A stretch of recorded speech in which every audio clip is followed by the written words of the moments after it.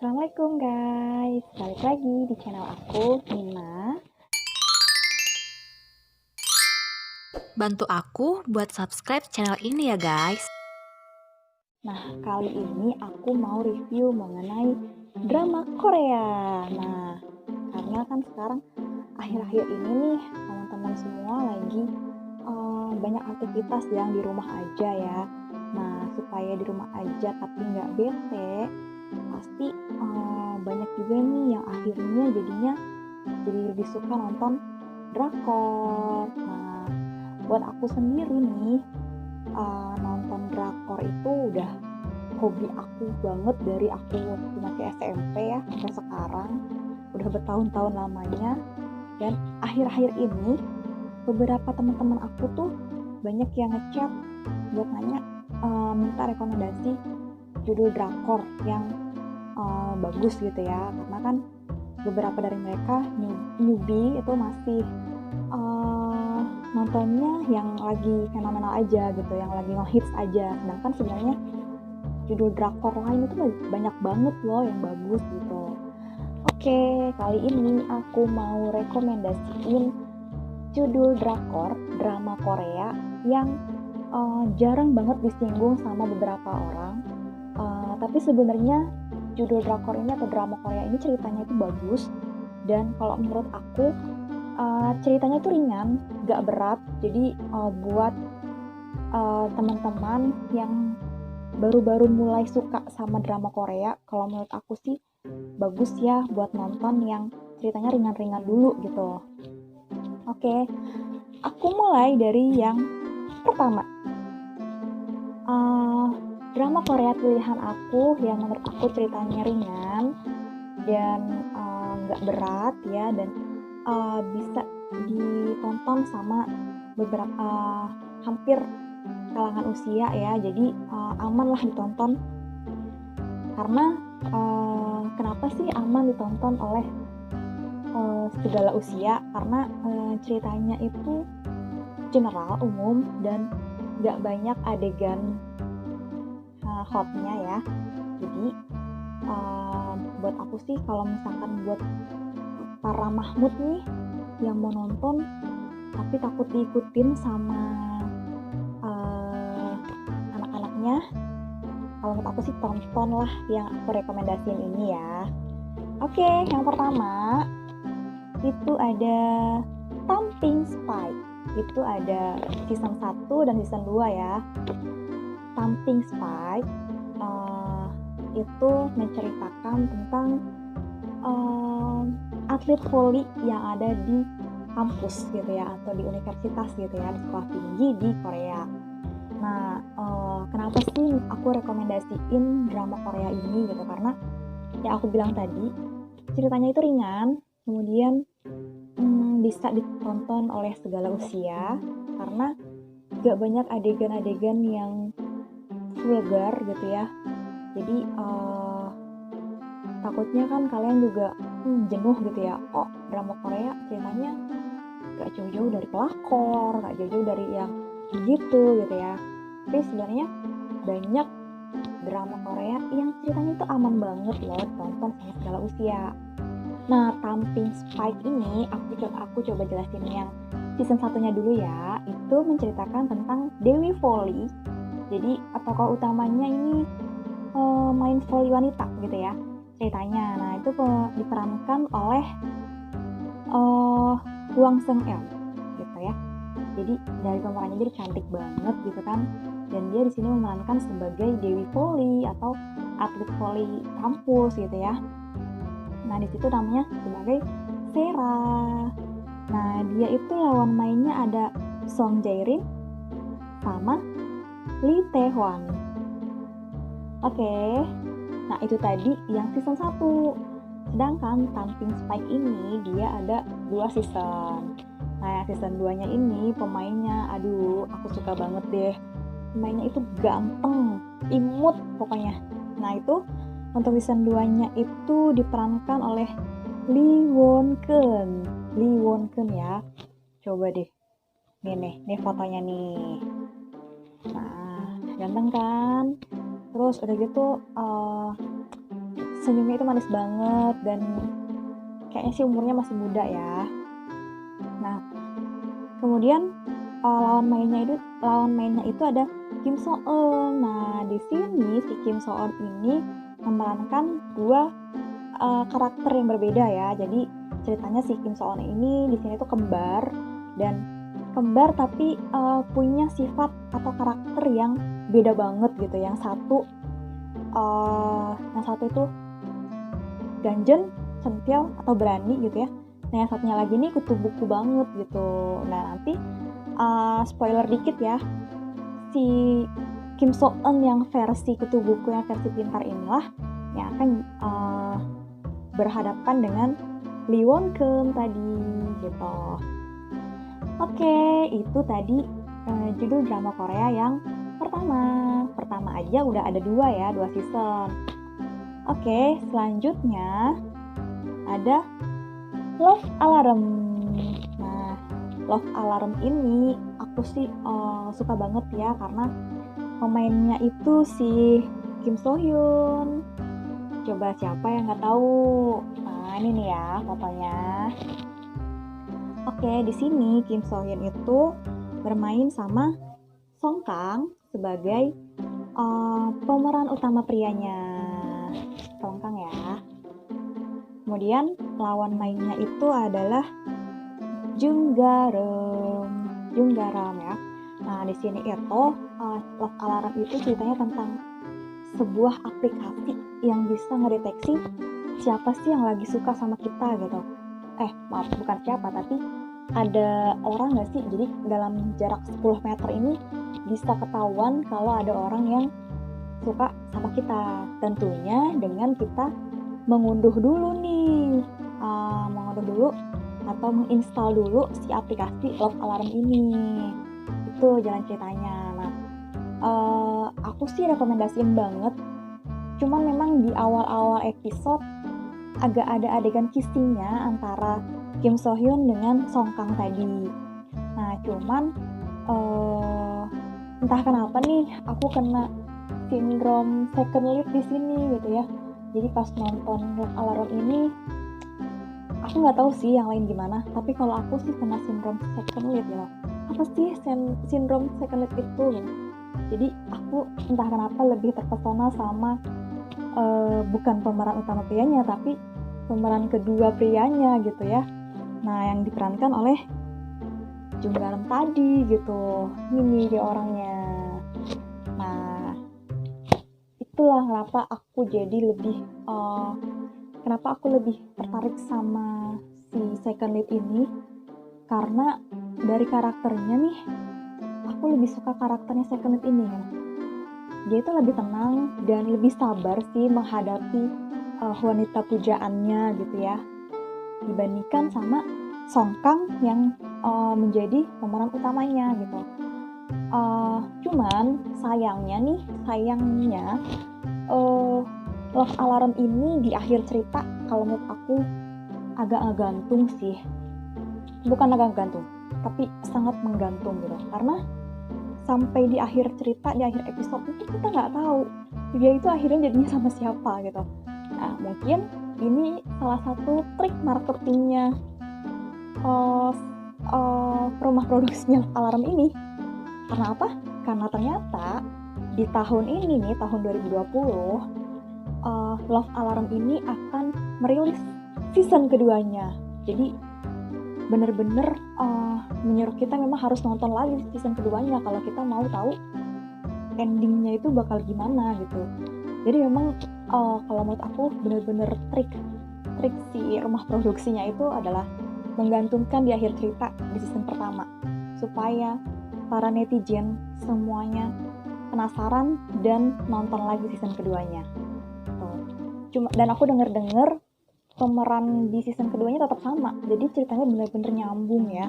Kalau yang tadi yang Thumping Spike itu pemeran dari season pertama dan season kedua itu beda, dan ceritanya tuh udah gak nyambung gitu ya. Tetap di lingkungan yang sama tapi tidak menceritakan kisah asmara yang sama gitu. Jadi menceritakan kisah asmara orang-orang yang berbeda gitu ya. Sedangkan yang Love Alarm ini, kalau aku sedikit baca sinopsis dari beberapa narasumber gitu ya. Kalau aku lihat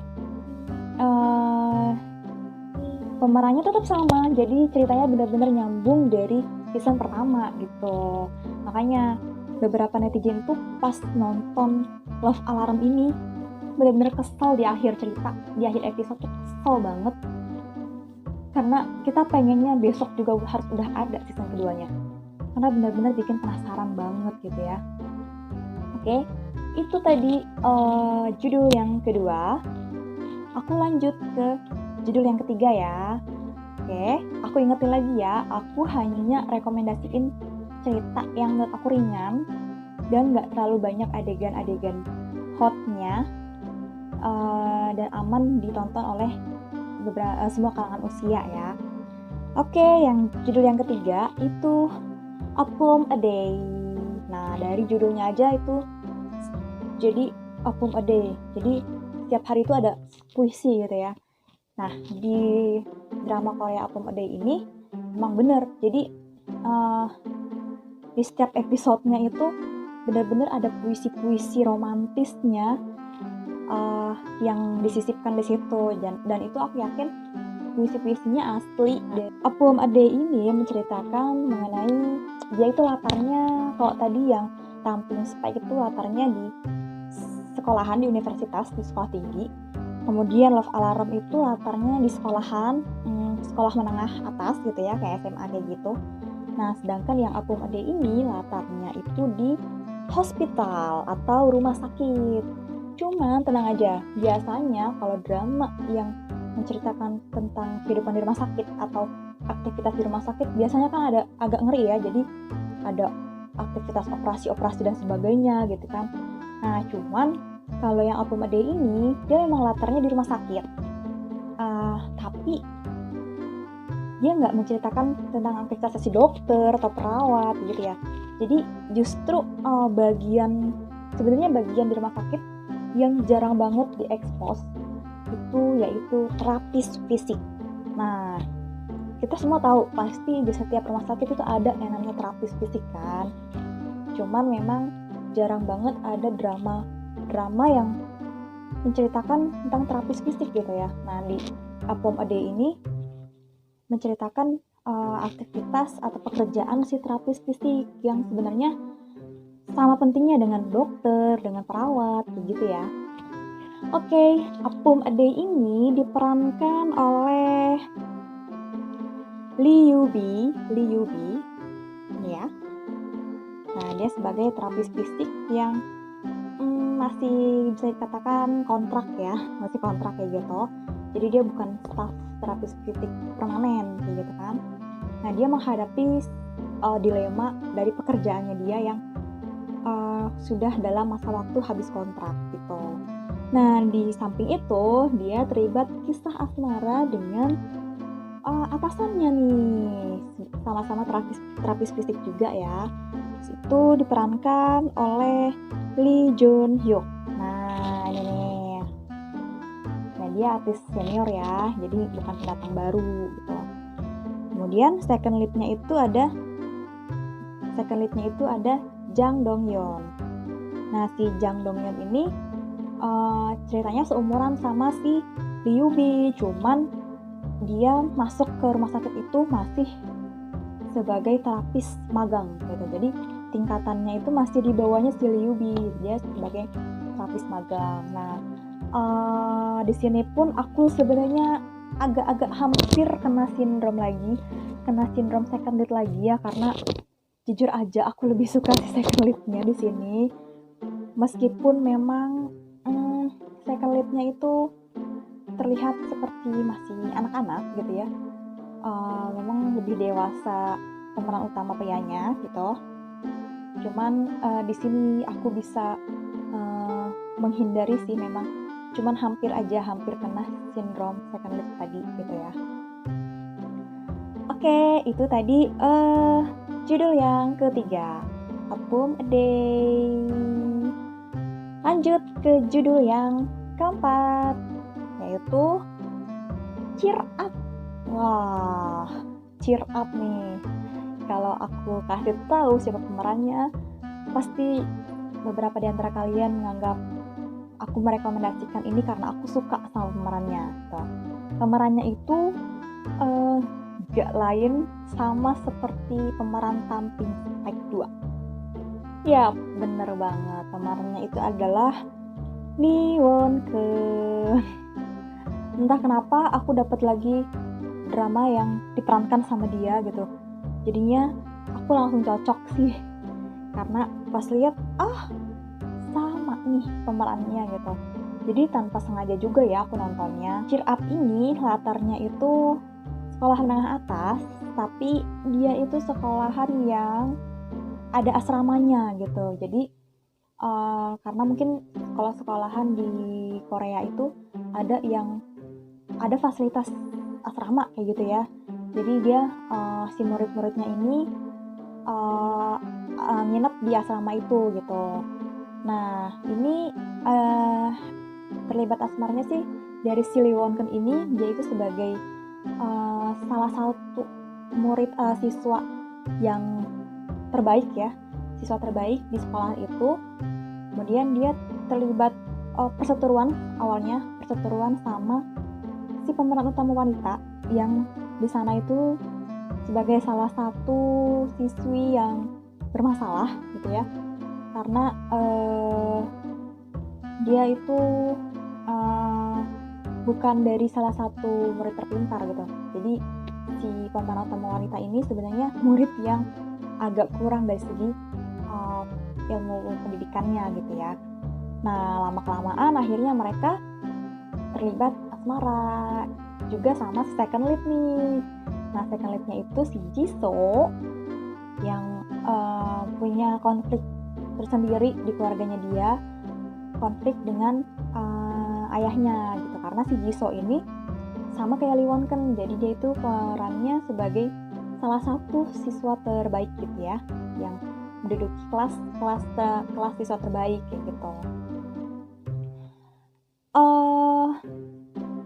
Memang sih sebenarnya aku juga suka banget sih sama si Lee Won-keun ini.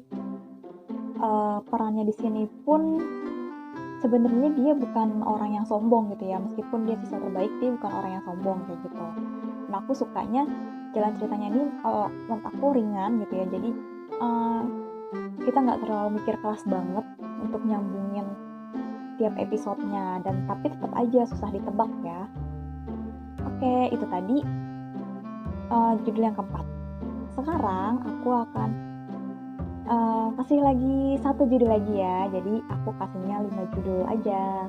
Nah judul yang terakhir ini yaitu My ID is Gangnam Beauty. Nah aku yakin sih kalau My ID is Gangnam Beauty ini mungkin sebagian besar dari kalian ini sudah pernah nonton ya, karena kebetulan Cha Eun-woo juga pemeran utamanya pernah datang ke Indonesia. Nah karena memang My ID is Gangnam Beauty cukup fenomenal juga sih di Indonesia kalau menurut aku, diperankan sama si ganteng Cha Eun-woo. Nah kemudian diperankan juga sama pemeran utamanya itu Im So Hyang ya. Nah di sini menceritakan latarnya itu di kampus atau universitas juga ya, dimana konflik utamanya itu karena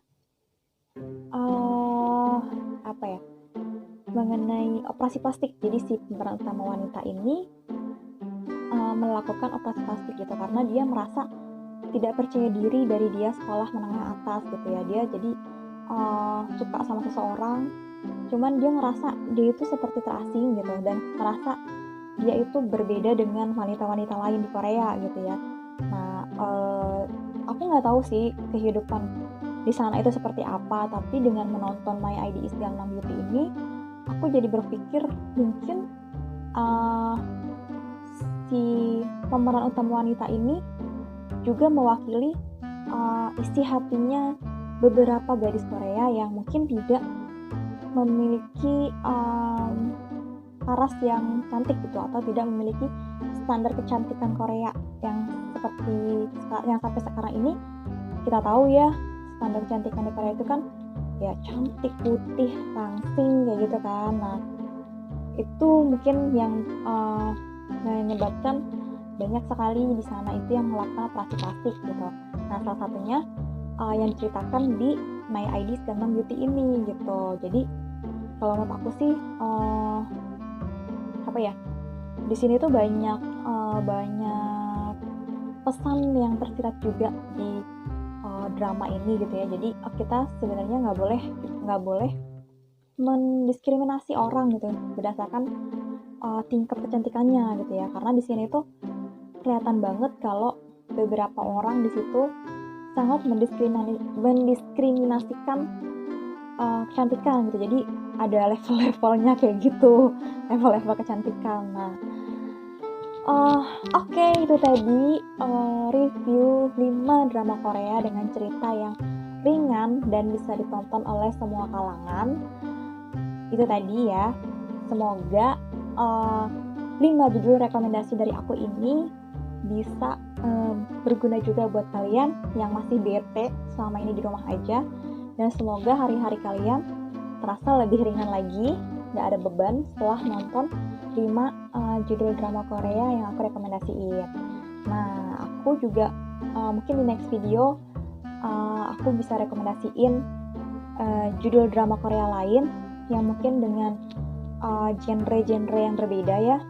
Bisa genre hukum atau genre yang keluarga misalnya, kayak yang lagi fenomena itu ya, tentang pelakor gitu. Atau ada juga dengan yang genrenya fantasi, aku juga bisa rekomendasiin karena apapun itu aku berharap bisa berguna juga buat semua yang menonton video aku. Oke, itu aja video review drama Korea dari aku kali ini.